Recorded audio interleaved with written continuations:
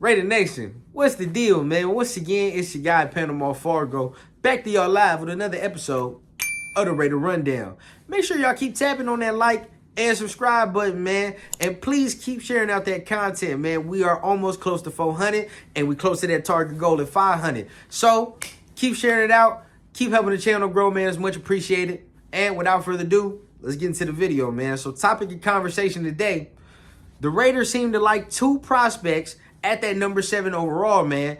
And one we already expect. The other one is kind of a surprise. So apparently, the Raiders are really in love with Devin Witherspoon and offensive tackle, offensive guard, Peter Skoronski from Northwestern, right? And if you don't believe me, go ahead and check out the little rumor right here for yourself.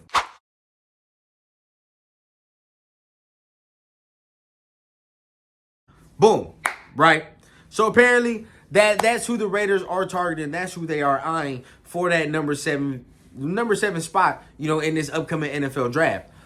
Me personally, right? We all know how primarily a majority of us are going to feel, right, if we select Devin Witherspoon with that number 7 overall pick. I feel like most of us will be happy if we were to select Devin Witherspoon. Okay, that's a guy that most Raider content creators and most people that follow the team closely really want the team to select when it goes to that defensive side of the ball. Me personally, I want that as well. And to get him, man, would immediately upgrade our corner room, immediately upgrade the physicality, upgrade the competitiveness in that corner room with him, with Nate Hobbs, Duke Shelley, and David Long Jr., all the other guys that you have signed and brought into this corner room. Now it rounds out with that one rookie. Perfect, right? Now, the surprise factor comes when you see that the Raiders are very interested in offensive lineman Peter Skoronski, right? Me personally, I know some people have him as a tackle. I see him and I watch his tape and I see a guard. Okay, in the NFL, just for his size, his length, the way he moves, man, I just feel like he would be better suited at the guard position. Okay, now, when you look at the Raiders' offensive line right now, how it projects to me and what it looks like is you got Colton Miller, left tackle, Dylan Parham, left guard. You got, your boy Andre James at center. At right guard right now, it would be for me Netane Moody. And then you go right tackle with Jermaine Illuminor because you just re-signed Jermaine Illuminor. Okay. Now I seen a lot of people on Twitter saying that, why would you get Skoronski if you just re-signed Illuminor? Keep this in mind, bro, and I'm gonna say this. If they do get Skoronski, he's going to right guard. Okay, that's plain simple. He's gonna play right guard. Illuminor will play right tackle. And then, you have the rest of the line shaping out from there. But the Raiders are not in the position to be selecting a fucking guard with the 7th overall pick. Okay, I'm gonna be the first to say, like many of you, and I hope many of you share my sentiments, and probably you do. If the Raiders fuck around and pick a offensive lineman with that 7th overall pick, I'm gonna be fucking heated. Like all types of fucking heated, bro. And that's not to say that Skoronski is a bad prospect, because I don't believe he is a bad prospect.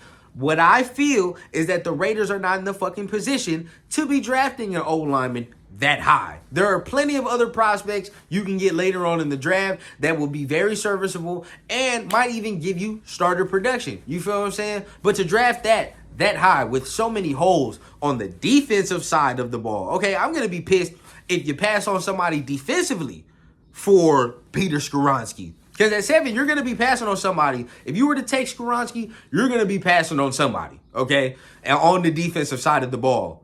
And God forbid, right? May whoever, Lord willing above, forbid, bro, that the Raiders pass on a fucking quarterback to select Skoronski, okay? Now, the caliber of quarterback, that's to be determined. If they pass on Levis to get Skoronski, me personally, I'm not going to be too mad. Some of you going to look at me and be like, nah, what the fuck are you talking about? I'm not a big fan of Levis. I'm just not. Now, if they pass on him, if they pass on Richardson, or they pass on Stroud, you feel what I'm saying? Which I highly fucking doubt. But if they pass on that for that, we have a fucking problem. You feel what I'm saying? Which I don't think is going to happen. I think that this regime, for real, knows what they want and knows what they're looking at and has pretty much worked out every single avenue that the draft can fall or the board can fall, just so they're ready to rock and roll whatever comes their way, right? So those are the two prospects that's been floating around as of Monday right now, man. So we'll see what happens later on in the week, bro. Remember, keep this in mind. This is all smoke season, bro. Because at the end of the day, nobody knows what's going to happen until that first bell hits for the draft on Thursday, bro. Once the draft gets rolling, it's a free-for-all. And we all know that. We've seen it in every draft, man. So we can hear these prospects' names now, but, you know, at the end of the day, we don't know how high they have certain prospects on their board and what they be willing to do for certain prospects, i.e.